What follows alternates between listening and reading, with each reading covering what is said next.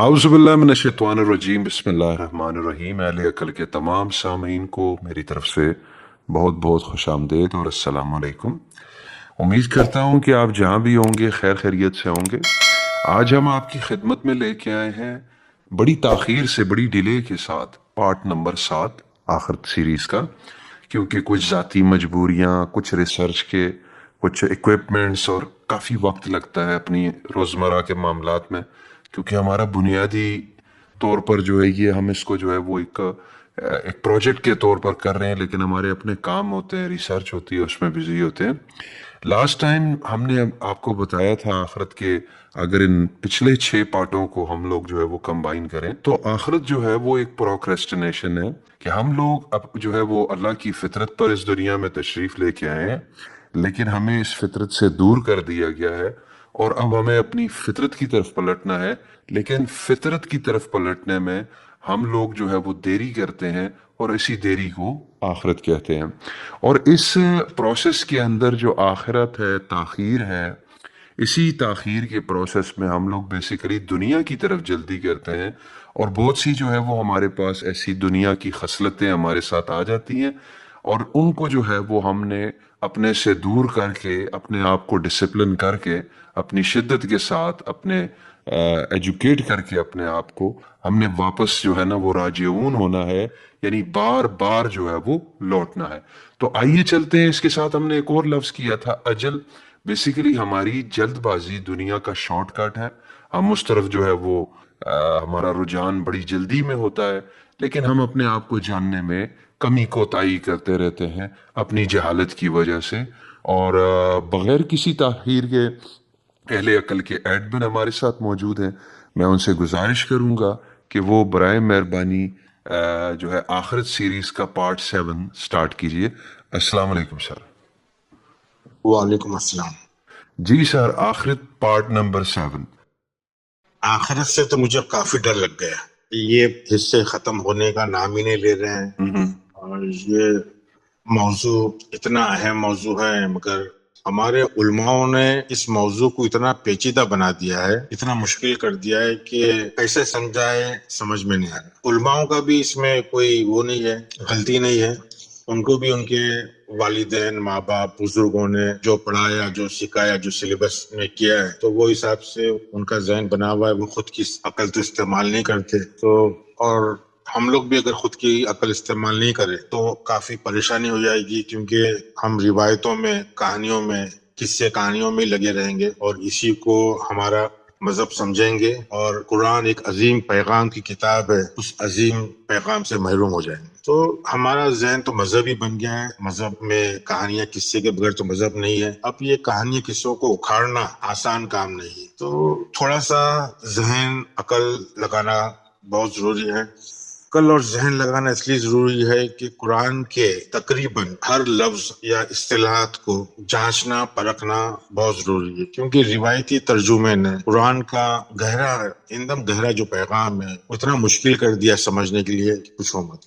तो कुरान को, असल कुरान को समझने के लिए सबसे पहले हमको ये समझना पड़ेगा, कबूल करना पड़ेगा कि रिवायती तर्जुमे में खामियां हैं और उस खामियों को किस तरह निकाले, सुधारे, उसकी जुस्तजू में लगा रहना पड़ेगा। अब ये सवाल भी पैदा होता है कि एक आम आदमी रिवायती तर्जुमे की खामियों को किस तरह पहचाने, उसको किस तरह समझे। वैसे तो कुरान में जो रिवायती तर्जुमा है 50% तो मेरे हिसाब से सही है। सिर्फ 50% हमको समझना है कि भाई ये 50% गलतियों की वजह से 100% कुरान समझ में नहीं आता। जैसा कि एक मिसाल के तौर पे एक आयत ज़हन से गुजर रही है, तो वो आयत हम ले लेते हैं सूरह निसा की 119वीं आयत। तर्जुमा पढ़ेंगे तो ज्यादा अच्छा रहेगा, क्योंकि वक्त भी फिर जी, इसका रिवायती उर्दू तर्जुमा है सर।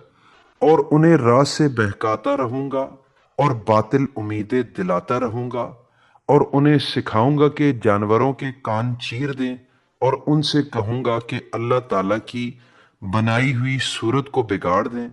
सुनो, जो शख्स अल्लाह को छोड़कर शैतान को अपना रफीक बनाएगा वो सरी नुकसान में डूबेगा। अब आम आदमी इसको पढ़ता है, समझने की कोशिश नहीं करता है, सवाब के लिए पढ़ता है। अब इसमें आपको क्या खामी लगी, कि क्या चीज आपको लगी? सर, मुझे ये लगी कि ये जानवरों के कान कैसे چیرنے کی بات ہو رہی ہے نا، اور انہیں سکھاؤں گا کہ جانوروں کے کان چیر دیں، تو کون سے جانوروں کے کان چیرے جا رہے ہیں؟ یہ شیطان کی بات ہو رہی ہے جو سورہ نساء کے 118 میں ذکر ہے، پہلے جو ذکر ہے اسی سے کنٹینیوس ہے کہ شیطان سکھائے گا کہ جانوروں کے کان کس طرح کاٹتے ہیں یا چیرتے ہیں۔ تو کیا کبھی آپ نے یا میں نے تو کبھی دیکھا نہیں کہ کوئی جانور کے کان کاٹتا ہے یا چیرتا ہے، یا شیطان کو اس سے کیا فائدہ ہے؟ کسائی کو دیکھا ہے میں نے، لیکن میں اس کو نہیں دیکھا۔ میں تو وہ بھی نہیں دیکھا کہ وہ جانور کے کان کاٹتا ہے، وہ تو گردن کاٹتا ہے۔ اچھا، ہاں، تو اس طرح سے یعنی ہمارا یہ آیت پڑھنے کی وجہ یہ تھی کہ آپ جب قرآن کا مطالعہ کرو تو آپ کے نظر میں اس طرح کی باتیں آ جائیں گی روایتی ترجمے کے، بھائی جو مفہوم میں بیٹھ رہی نہیں ہے کہ شیطان کیوں حکم دے رہا ہے کہ میں ان کو اکساؤں گا، ورگلاؤں گا، گمراہ کروں گا، تاکہ وہ یعنی غلط خواہش ان کے اندر پیدا کروں گا تاکہ وہ جانوروں کے کان کاٹے یا کان چیرے۔ تو اگر ہم جانوروں کے کان کاٹیں گے تو ہم کو کیا گمراہی ہے؟ یہ تو کچھ سمجھنے کی بات ہی نہیں ہو رہی ہے۔ تو ایسے موقع پہ جب ہمارے نزدیک جب ٹرانسلیشن اس طرح کا آئے، دیکھو یہ آیت کو آخرت سے کچھ لینا دینا نہیں، یہ میں آیت اس لیے مثال پہ لے رہا ہوں کہ ترجمے میں آپ کس طرح غلطی پہچانوں گے کہ بھائی یہ کیا ہے۔ آپ صرف اس طرح پڑھ لو گے تو آپ کو سمجھ میں نہیں آئے گا۔ تو ہم کو اس موقع پہ جستجو ہونا چاہیے کہ صحیح اس کا مفہوم کیا ہے، شیطان جانوروں کے کان کاٹنے کے لیے کیوں اکسا رہا ہے۔ تو ہمیں لگنا چاہیے کہ یہاں مطلب میں کچھ نہ کچھ گڑبڑ ہے، تو اس کے لیے ہم کو جستجو کرنا چاہیے، اور ہم کو عربی کے لفظ دیکھنا چاہیے کہ بھائی عربی میں یہاں کیا لفظ آیا ہے اور اس کے لغتی معنی کیا ہے، تھوڑی محنت کرنا پڑے گا۔ تو شیطان جانوروں کے کان ورگلا، اپنے ورگلا کے کاٹو، تو وہ جو لفظ ہے وہ اس کے لیے پڑھیں گے کہ عربی میں کون سا نام ہے؟ یہ ہے آزن الانعام ہے، ہاں، یعنی آزن آزن تو آزان سے آیا ہے۔ جی اذان، اور سورہ الحمدللہ میں جو ہے انعمت علیہم، اس سے یہ انعام آیا ہے۔ تو انعام کو ہم نے بھیڑ بکری اونٹ بنا دیا کہ چار پہیے جو جانور ہیں ان کے کان کاٹ۔ انعمت علیہم، ہاں، تو انعام، نعیم، یہ ساری چیز ایکسیلنٹ، اچھا کے لیے۔ تو یہ بات ایکچولی ہو رہی ہے اچھی اذان کی۔ تو ایکچولی اس کا جو ٹرانسلیشن ترجمہ ہے وہ آپ کے سامنے میں اس کا مفہوم سمجھا دیتا ہوں کہ یہاں شیطان دھمکا رہا ہے، چیلنج کر رہا ہے، دھمکی دے رہا ہے، ڈرا رہا ہے کہ میں ان کو گمراہ کر دوں گا، ان میں بالکل ضرور غلط خواہشیں یعنی غلط امیدیں، آرزویں پیدا کروں گا، ان کو ورگلاؤں گا، حکم دوں گا کہ وہ ان کے اندر کی جو ایک روح کی آواز ہوتی ہے، اچھی آواز ہوتی ہے، اس کو اذان بولتے ہیں، جو رب کی طرف سے ہوتی ہے۔ 22 کا 27 میں دیکھو گے اذان جو ہے وہ انسان کے اندر سے ہوتی ہے۔ تو ایک اندر سے ایک روح کی اذان، ایک ضمیر کی آواز ہوتی ہے، اذان ہوتی ہے، اس کو شیطان جو ہے سننے نہیں دیتا، اس کو سرے سے خارج کر دیتا ہے۔ تو عربی میں جو لفظ ہے یبتی کنہ کی جو لفظ ہے، اس کے مطلب ہے کاٹنا نہیں، اس کے مطلب ہے کہ کسی چیز کو نظر انداز کر دینا، آواز کو نظر انداز کر دینا، جو اندر سے اذان ہو رہی ہے، نعیم اذان۔ انعام کے مطلب ہے ایک اچھی جو آواز ہو رہی ہے، جو روح کی آواز ہے، ضمیر کی آواز ہے، اس کو سرے سے خارج کر دینا، اس کو اگنور کر دینا۔ فَلَيُبَتِّكُنَّ، ہاں، میں یہ ترجمہ بتا رہا ہوں، یہ یبتی کنہ کیا ترجمہ بتا رہا ہوں۔ یبتی کنہ کے مطلب ہے کسی چیز کو نکال دینا، دھیان نہیں دینا، سینے سے خارج کر دینا۔ تو یہ جو اذان جب ہماری ہوتی ہے اندر سے، تو اس کو شیطان ورغلاتا ہے، ہم کو ڈراتا ہے، دھمکاتا ہے ہمارے جو کہ یہ اس کو آپ کو سننا نہیں ہے۔ اور کیا حکم دیتا ہے؟ اور یہ حکم دیتا ہے کہ جو تخلیق ہوئی ہے، جو اخلاق جو بنا رہا ہے، جو اللہ جو ضمیر ہمارے اخلاق بنا رہا ہے، اس کو ہم کو نظر انداز کرنا ہے۔ اللہ کی جو تخلیق ہے اس کو نظر انداز کرنا ہے۔ اور شیطان، اور یہ آیت کہہ رہی ہے کہ شیطان تمہارا کھلا دشمن ہے، یقیناً یہ تم کو خسارے کی طرف لے جائے گا۔ اور جو لوگ شیطان کی بات سنتے ہیں وہ شیطان کو اپنا ولی بناتے ہیں، ولی بناتے ہیں مطلب اس سے ہدایت لیتے ہیں، اس کی پیروی کرتے ہیں، اور ایسے لوگ خسارے میں۔ یہاں پہ کتنا کلیئرلی لکھا ہے سر کہ وَمَن يَتَخِذْ الشَّيْطَانَ وَلِيًّا مِّن دُونِ اللَّهِ سے، دون اللہ سے، کمزور اللہ سے ہے۔ ہاں جی جی تو بڑی ہے۔ یہ صاف صاف آیتیں ہیں، اس پہ تھوڑا سا زور ڈالیں گے تو آپ کو پتا چلے گا کہ کس طرح سے ہم لوگوں کو ترجمہ کرنے والے، ان کی بھی غلطی نہیں ہے، میں کسی کو غلط نہیں بولوں گا، مگر ہم کو سمجھنا چاہیے۔ ان کو جتنا سمجھ میں آیا انہوں نے محنت کی، محنت نہیں کی، کاپی پیسٹ کیا مگر انہوں نے ترجمہ کیا. تو یہ چیز اگر ہم سمجھیں تو بہت اچھی بات ہے. جی ضمیر کی ایک اچھی آواز ہے, اندر سے آواز اذان ہو رہی ہے, اس کو ہم بول رہے ہیں کہ آپ کو جانوروں کے کان چیرنا یا کاٹنا. تو مفہوم سمجھنا بہت ضروری ہے کسی آیت کا. اگر ہم اندر سے ہماری ضمیر کی آواز نہیں سنیں گے, اگر ہماری روح کی آواز نہیں سنیں گے, تو ہم کو قرآن تو بہت بڑی بات ہے, قرآن چھوڑو معمولی چیز بھی سمجھ میں نہیں آئے گی. تو آیت کا مفہوم ہے, آیت زور دوری ہے کہ آپ کی اندر سے اذان ہوگی, ضمیر کی آواز آئے گی, آپ اس کو نظر انداز مت کرو, اس کو سمجھو, اپنے صلاحیت کے حساب سے کتاب کو سمجھو. اس کے بغیر آپ کچھ نہیں سمجھ سکو گے. آپ کی ضمیر کی آواز کو اگر شیطان دبا رہا ہے, وسوسے ڈال رہا ہے, تو اس سے خبردار ہو جاؤ. یہ اس آیت کا وہ تھا, مگر شیطان ورگلا رہا ہے کان کاٹنے کے لیے, یہ غلط بات ہے. تو ہم کو یہ ترجموں پہ سمجھنا ہے, ہم کو ہمارے وجود کے اوپر غور و فکر کرنا ہے کہ انسان جو ہے قدرت کا ایک بہت ہی عظیم تخلیق ہے. انسان جو بناوٹ ہے انسان کی, وہ ایک بڑا کارنامہ ہے, اتنا بڑا کارنامہ ہے کہ ہم سمجھتے نہیں ہیں. اور یہ عظیم تخلیق جو ہوئی ہے وہ ہم کو صرف کھانا کھانے کے لیے, پینے کے لیے, بھوک لگی ہے, سو جانے کے لیے, اس کے لیے نہیں. یہ ہم کو جو 70 80 100 سال ملتے ہیں کہ پیدا ہوئے اور کھائے پیے اور کام کرے اور واپس مٹی میں مل جائے, تو ہم کو غور و فکر کرنا چاہیے کہ یہ اس کے لیے نہیں ہے. یہ جب انسان اپنے آپ کو اشرف المخلوقات کہتا ہے, تو اس کو یہ سمجھنا چاہیے کہ ہم وہ اپنے آپ کو اشرف المخلوقات سمجھ رہے, تو ہم کر رہے کیا ہے؟ ہم صرف کھا رہے ہیں, پی رہے ہیں, اور انوائرمنٹ کو اور آب و ہوا کو خراب کر رہے ہیں, اسی لیے ہم اشرف المخلوقات ہیں. ہم فضول خرچی کر رہے ہیں, یعنی ہم یہ گمان میں رہتے ہیں کہ ہم کچھ بھی کریں, ہم کو حساب کتاب دینا نہیں. ہم کتنا بھی جرم کریں, ہم کو اس کی بھرپائی نہیں کرنا. ہم کو پتہ ہی نہیں کہ اللہ کی عبادت کس طرح کرتے. ہم کو یہ جاننا ہی نہیں ہے کہ ہم کہاں سے آئے ہیں, ہم کو کس نے بنایا, ہمارا خالق کون ہے, ہم کو کہاں واپس جانا ہے. تو یہ سارے سوالات کو ہم کو کچھ سوچنا نہیں, غور نہیں کرنا ہے.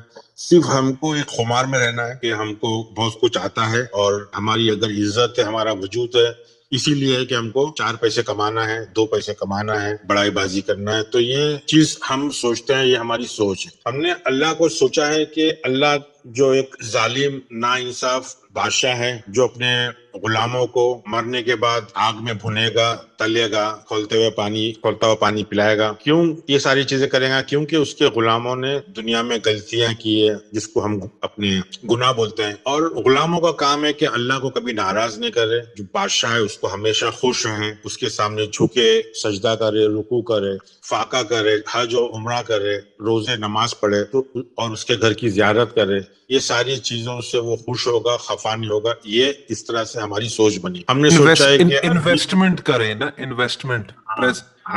یہ ہم کو, یعنی اس کو ہم بولتے ہیں کہ یہ ساری چیز ہمارے آخرت میں کام آئے گی. یہ ہمارا گمان ہے, بیسیکلی گمان, یہ ہمارا گمان ہے. ڈیلوژن. ہم نے سمجھا ہے کہ عربی زبان میں قرآن رٹ لینے سے, پڑھ لینے سے ہم بچ جائیں گے. 4-5 سورے, 10-12 سورے یا قرآن حفظ کرنے سے ہم بچ جائیں گے. ہم کو اخلاق سے لینا دینا نہیں. ہم یہ ہمارے گمان ہے کہ بھائی یہ ساری چیزیں, جبکہ روایتی لوگ, جو مذہبی لوگ سمجھتے ہیں کہ شیطان کو اللہ نے ہی صراط المستقیم پہ بٹھایا. وہ ہمارا انتظار کرتا ہے کہ ہم غلطیاں کریں, ہم کو ورگلاتا ہے, اس کے بعد بھی اللہ ہم کو بھنا گوشت بنائے گا, بھیجا فرائی کرے گا. یہ اس طرح کے ذہن کے اندر, دماغ میں ہمارے آ جاتا ہے کہ کھولتے ہوئے پانی میں ڈالے گا, تیل میں ڈالے گا. تو اس طرح کی سوچ اللہ کے بارے میں رکھنے سے نہ ہم اپنے آپ کو سمجھ پائیں گے, نہ ہمارے اللہ کو سمجھ پائیں گے. اور بیسیکلی مغل بادشاہ جیسے تھے ویسا ایک تصور ہے کہ دربار میں ایک تخت پر کوئی بادشاہ ہے, جو کہ اس کی جو ہے نا وہ مسکے مارنے ہیں, تعریفیں کرنی ہے, شعر و شاعری کرنی ہے, تاکہ اس کو یہ وہی کانسیپٹ ہے.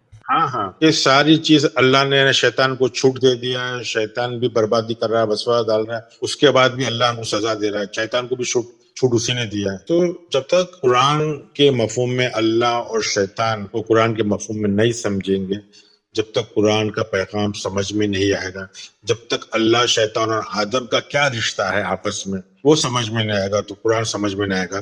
تصور ہم کریں گے کہ خدا 7ویں آسمان پر بیٹھا ہے اور ہم کو وہاں سے دیکھ رہا ہے, اور ہم توبہ کریں گے, قرآن کی کچھ آیتیں پڑھیں گے تو وہ معاف کر دے گا.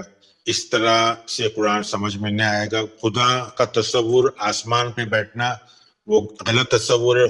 خدا خود ہمارے اندر بیٹھا ہے اور وہ ہم کو اندر سے دیکھ رہا ہے, ساتویں آسمان سے نہیں دیکھ رہا, وہ ہمارے اندر ہے. جب یہ سمجھ میں آئے گا تو انسان اور ڈرے گا کہ بھائی ساتویں آسمان پہ تو نہیں, وہ تو بہت دور ہے, تو اندر سے بیٹھ کے دیکھ رہا ہے اور اندر سے فیصلے لے رہا ہے ساری چیزیں, پورا ہم کو ہدایت بھی اندر سے مل رہی ہے. تو یہ تصور اگر آئے گا تو قرآن سمجھ میں آئے گا. ورنہ اللہ کو کوئی وہی آپ جیسا بولے مغل بادشاہ ہے اور تخت پہ بیٹھا ہے اور حکم دے رہا ہے اور سزا دے رہا ہے اور جزا دے رہا ہے, تو قرآن کو سمجھنا بہت مشکل ہے.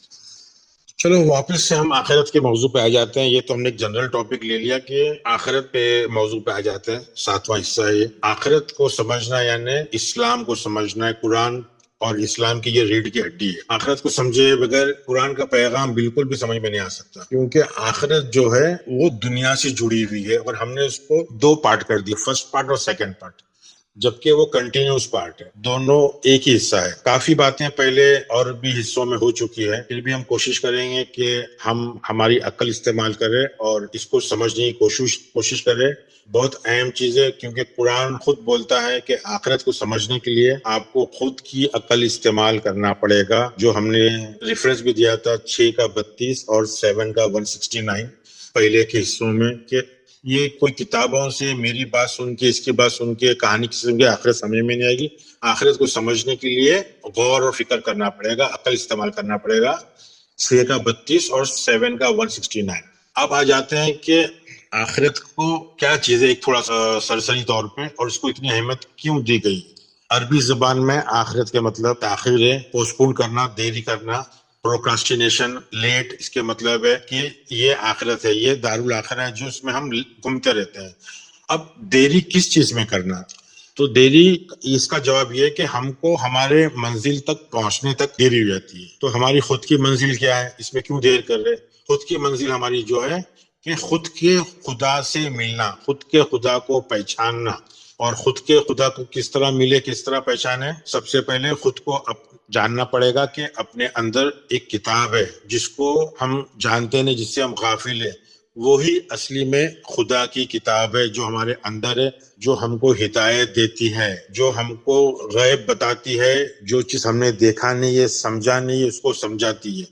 اب غیب قرآن کے مفہوم میں کیا ہے, اللہ غیب ہے, ملائکہ غیب ہے, یہ سب غیب کے زمرے میں آتے ہیں. اللہ, ملائکہ, رسول, شیطان, جنت, جہنم, آخرت, یہ ساری چیز قرآن کے لفظ ہے. یہ سارے غیب ہیں, اسی کو قرآن نے سمجھایا ہے.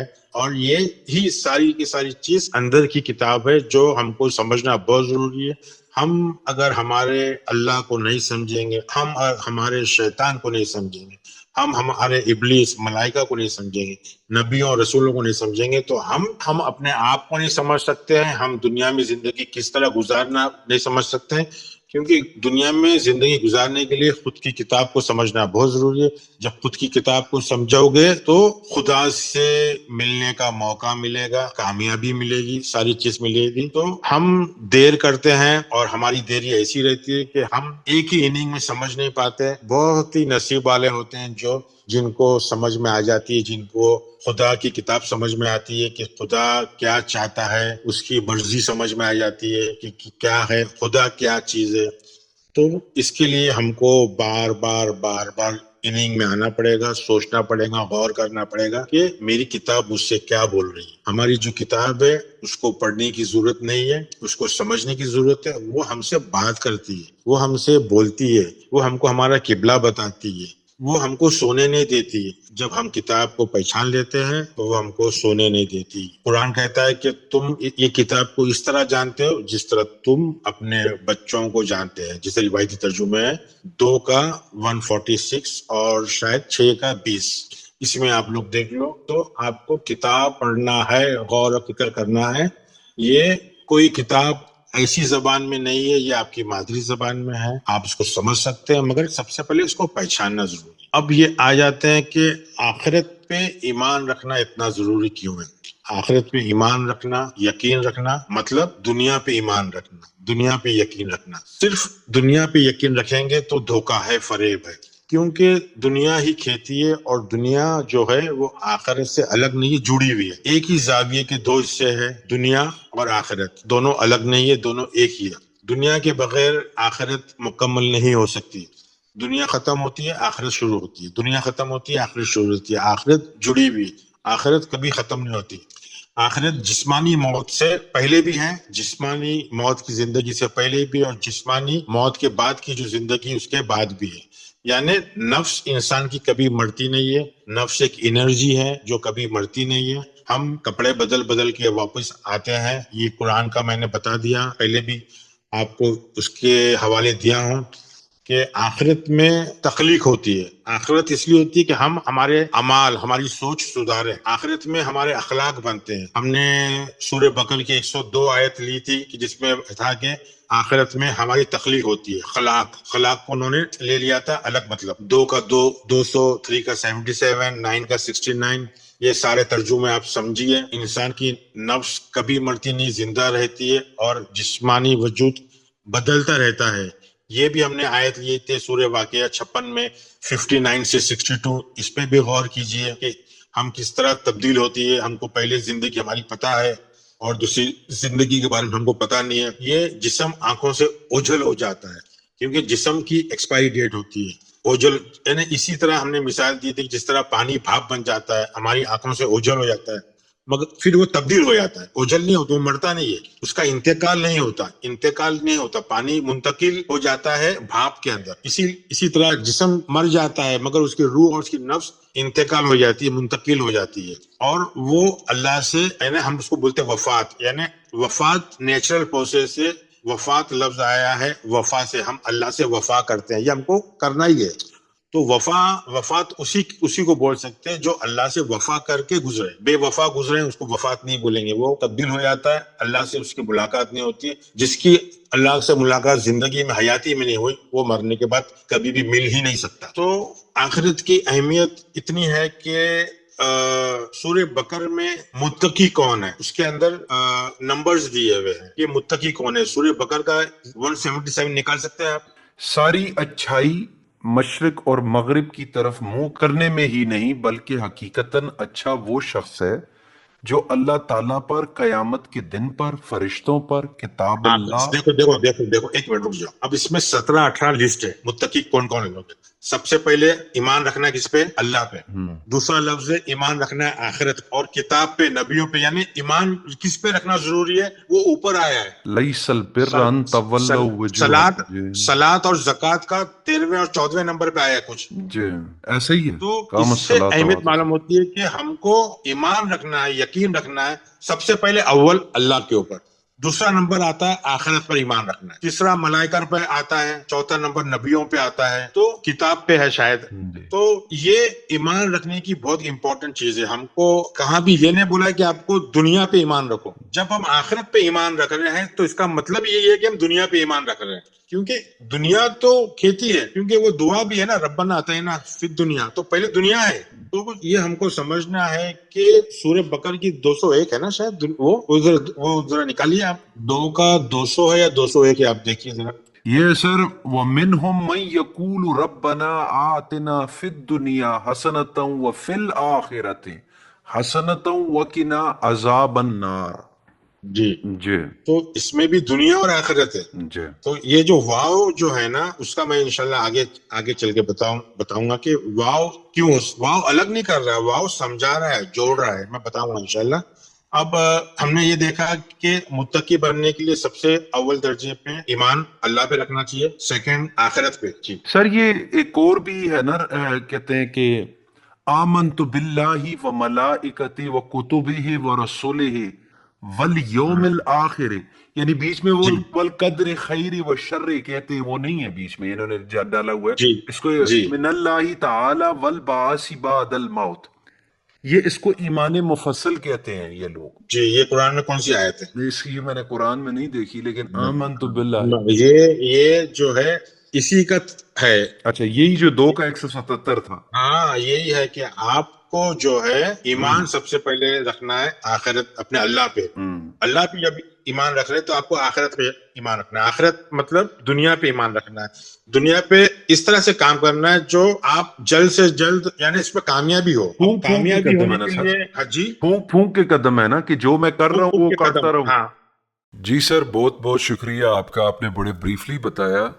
یہ خواتین و حضرات پارٹ نمبر 7 تھا، اور بہت جلد آپ کی خدمت میں پارٹ نمبر 8 بھی لے کر آ رہے ہیں، اور تب تک کے لیے خدا حافظ۔ لیکن جانے سے پہلے پلیز ہمارا چینل لائک کریں، سبسکرائب کریں، اور بیل کے آئیکن کو دبانا نہ بھولیں تاکہ لیٹسٹ اپڈیٹ اہل عقل کے بارے میں آپ تک پہنچ سکیں۔